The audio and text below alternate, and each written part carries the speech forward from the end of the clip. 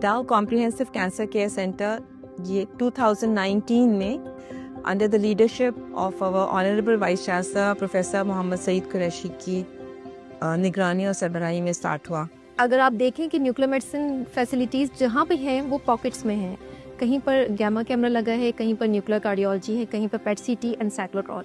But اگر میں اس facility کی بات کروں جو اس کی یونیکنیس اینڈ اٹریکشن ہے کہ ایک دروازے سے آپ انٹر ہوتے ہیں تو you can have all the scope of the nuclear medicine services under the one roof. MR لینیک کے نام سے ایک مشین ہے جو پاکستان میں اپنی نوعیت کی پہلی مشین ہے. یہ دنیا کے اندر سب سے advance form of radiation oncology ہے اور دنیا میں چند ہی سینٹرز ہیں جہاں پہ یہ مشین نصب کی گئی ہے. On the first floor of this building we have chemotherapy facilities where patients can be administered chemotherapy. So all of this is a self-contained cancer diagnosis and treatment facility. Front میں Gama knife radio surgery ہے جو brain tumours کا بغیر operation کے علاج جہاں پر ہوتا ہے. ٹیومر کو فوکس کر کے اس کو ڈائریکٹلی ہٹ کرتے ہیں.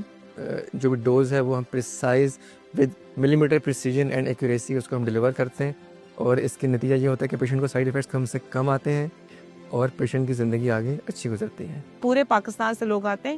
Even we are receiving patients from Afghanistan and from neighbouring countries also. DHS will be the pioneer to start the PET cardiology services in near future. میرے خیال سے general improvement in the university ایک تو وہ ہے اور پھر یہ کینسر کی فیسلٹی. یہ دو چیزیں شاید سب سے زیادہ امپیکٹفل رہی ہیں. اور اس لیول پہ آ کے میں یہ کہتی ہوں کہ DCC and nuclear medicine theranostic facility is basically the brainchild of our vice chancellor Professor Dr. Mohammad Saeed Qureshi.